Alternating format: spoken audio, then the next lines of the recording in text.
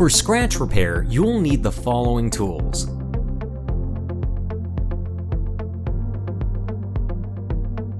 First, clean the scratch from dirt using the scraper. After preheating, weld the scratch with the welding device, then allow it to cool down for 2 minutes.